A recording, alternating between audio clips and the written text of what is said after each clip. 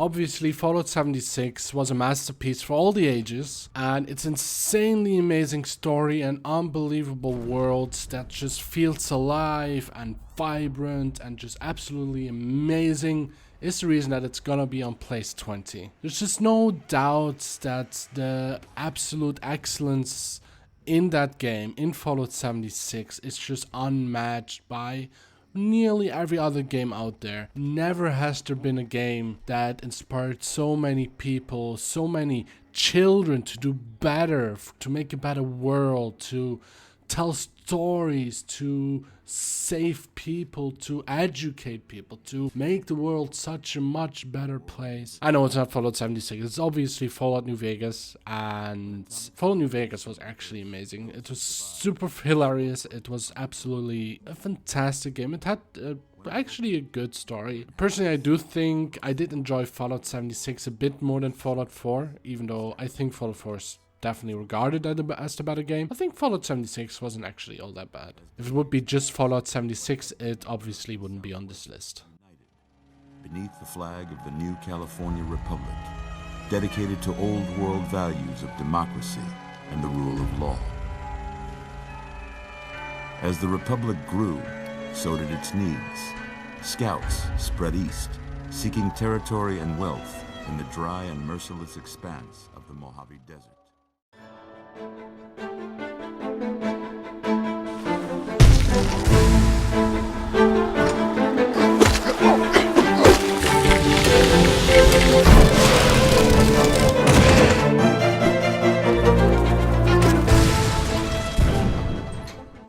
Number 19 is Hollow Knight. Hollow Knight made it on this list because of the beautiful aesthetics, the absolutely amazing animations, the satisfying combat, the great sounds. Everything sounds amazing in this game. Everything looks amazing in this game. Everything feels amazing in this game. And all of this was made by just 3 people, which isn't unheard of, that there's a team of 2, 3, or even just one person making a huge game or an absolutely amazing game. But the amount of content and the amount of polish in this game, it's really impressive.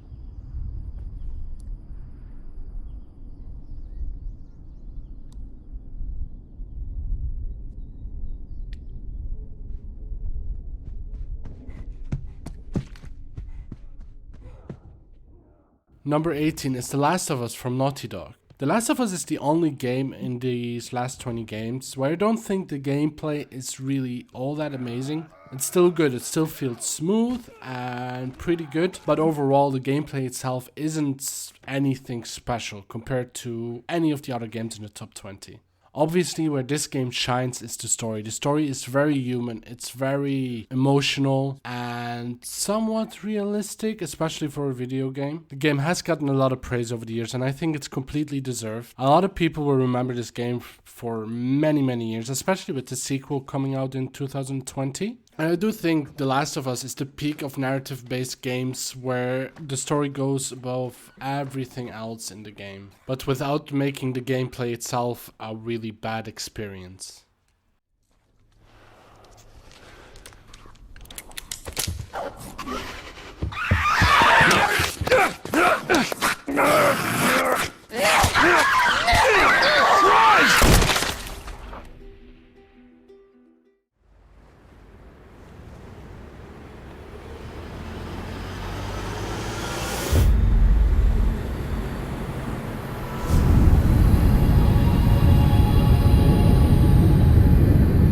We'll each need to take down about 10. Stow your fear. It's now or never. We'll win this. I know we will.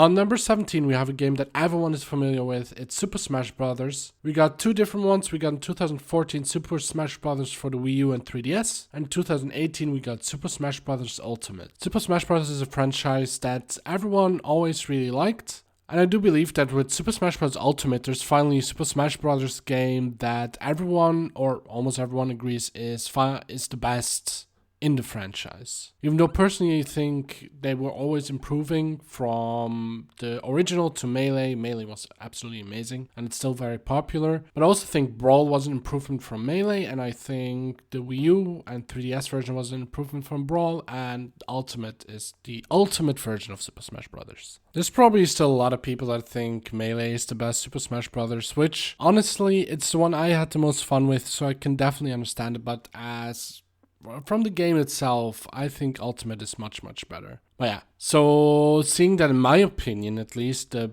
two best Super Smash Bros. Games came out in this decade, it definitely earned its spot on this list, and I think it's not gonna get any worse. Maybe we'll never even get a Super Smash Bros. Again. We probably will. But yeah, cool. We'll probably see it back in 10 years, because I don't think this franchise is gonna die.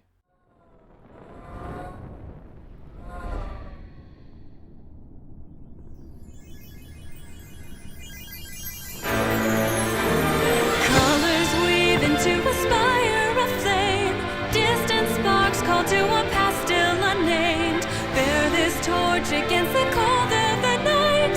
Search your soul and reawaken the undying light.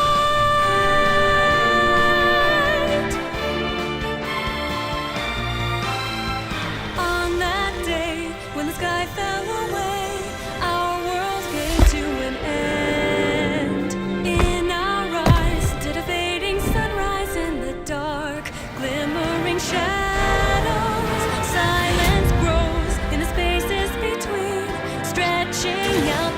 Time rising up as a chorus of souls finds a voice, flickering through the void. These little sparks cling on to life, everyone caught in the struggle, and then the storms of change they fan the flames scattering. Listen to me, we don't want to kill any of you, but trust me, we will. Wake them up a little! This whole thing is pretty much done. We're more ghosts than people.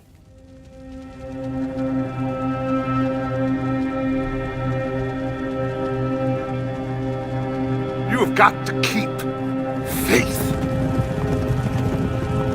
They will not crush us.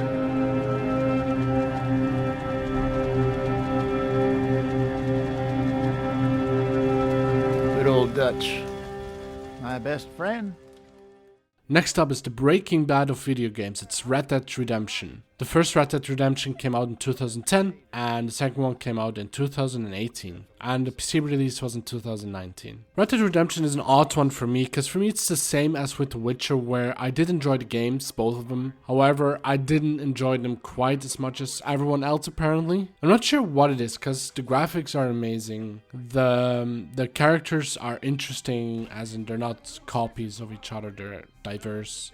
The world looks fantastic, there's a lot of things to do, the soundtrack is great, the story is fine, but yet there's something that held it back for me to enjoy it as much as everyone else. I did originally have it on like place 50 or 40 somewhere on the list. However, I did have to put it higher because it's like everyone loves it, and even though my personal opinion is quite different, it does deserve to be one of the best to be seen as one of the best games of the decade, because it is, but taste differs from person to person. Anyway, Red Dead Redemption on 16, and yeah, let's move on to the next one. You have to love yourself a fire.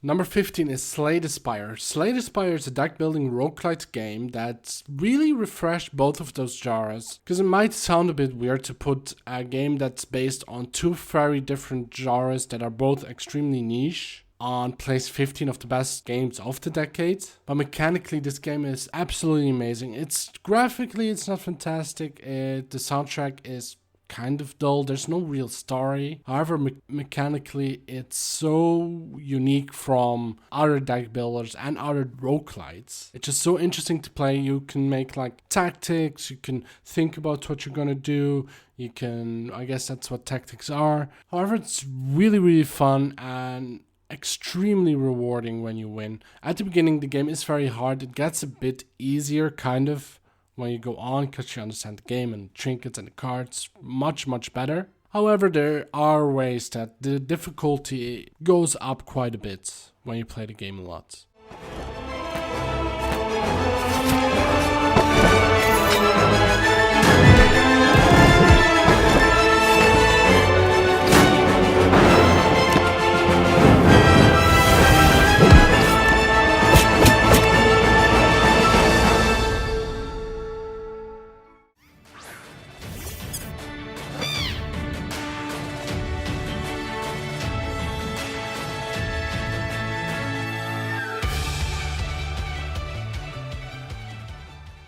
Number 14 is Pokemon. The main reason that Pokemon is still this high on the list is Pokemon Go, because when it came out, everyone was playing it even though it wasn't a very good game. Now that they added raids, they added trading, they added battles, PvP, they added Team Go Rocket. It's become a really good game with a lot of content, and it's absolutely amazing, which I think I've said a few times in this list before. Besides Pokemon Go, the main series also became a lot better than it was before, with Pokemon Black and White and Black and White 2 and Pokemon Sword and Shield, which they're definitely without a doubt the two best Pokemon games ever. Pokemon Sword and Shield. I don't care what anyone else says, Pokemon Sword and Shield are the best game. And everyone's starting with like, well, for a $60 Switch game, it's not that great. Yes, it is.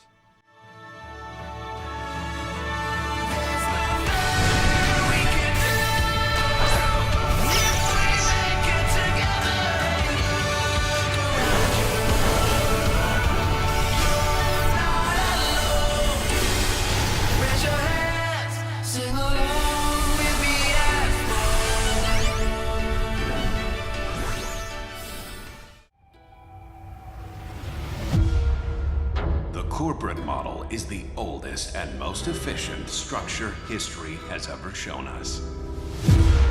Scheduled scarcity is a premium feature of colonial life. Number 13 is The Outer Worlds, which was released in 2019 by Obsidian. What makes The Outer Worlds special for me that it gets this place on the list is mainly because when I saw that it was released, or when it was announced, I mean, it didn't seem that special to me. I wasn't looking forward to it at all. I did obviously buy it, and I loved it. However, at first I wasn't really thinking about it. It was just when I saw some videos and how much people loved it that I actually tried it out. And I'm so happy I did it. It really revived the feeling I had for open world games, for RPGs in general, because I grew kind of tired of RPGs and open world games and all these things to do. But The Outer Worlds really reinvigorated my need to play those games, and looking forward to the future of RPGs and open world games, because this could be really good. Because instead of having this one huge world where you just sometimes get kind of lost, which is really fun when you're not used to these games, when you're still new to the games. But after a while, all these open world RPGs, they kind of blend together and they don't seem quite as special anymore. But because The Outer Worlds isn't really an open world game, you go to areas, you have an open area, but it's not that big, and there's still a bunch of things to do. If this could come back in like future RPGs and open world games, to have it like this, like a lot of areas that are pretty big but not huge, and you can just do a lot of stuff there, I'm all for it. It really reminded me of the joy I used to have with like 10 years ago, about 10 years ago, with other games like GTA, and what I had with like Prototype back in 2009. It could really bring it back, and yeah, I'm really excited to see where it goes.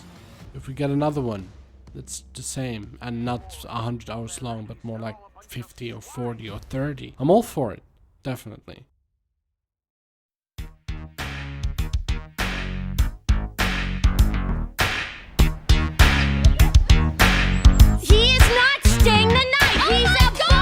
I've been in this game for a lot of years, and I got out alive. Number 12 is GTA 5, which was released in 2013 and published by Rockstar Games. I don't think there's much to be said about GTA 5. I think mostly everyone is quite familiar with it, and I do think it's absolutely fantastic. The story itself was fine. It was fun to switch between all three characters constantly and kind of see what they were doing in the meantime sometimes. But it's GTA Online where it really shined, and seeing it still be played as much as it is, and kind of having a new part of GTA 5 with the role playing and everything, which is not really my thing. However, it's kind of cool to watch and kind of cool to see that the players of GTA 5 have ways of playing it in a new way that's really good, and the game is just fantastic. There's not much else to be said. It's just a really good game that people still love playing. And it doesn't really have any downsides except for the violence. If you're not really into violence, it's quite graphic. So I'm sure it's not for everyone. However, like, as long as the violence isn't really an issue for you, this game is just a must play at some point anyway.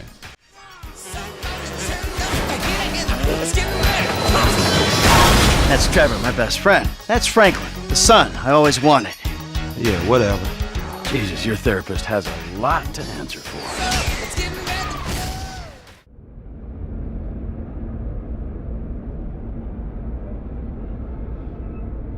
Everything gone.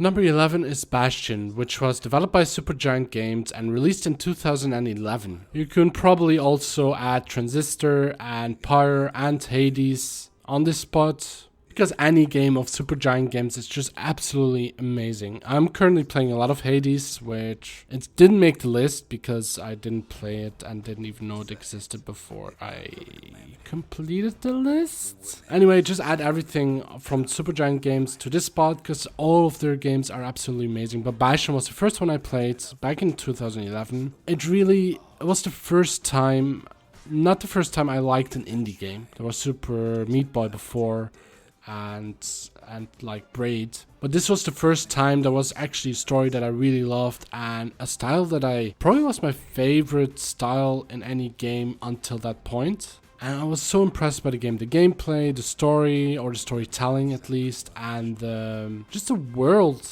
Everything about this game just really impressed me, and up until this day it's still one of the indie games I had the most fun with and that impressed me the most.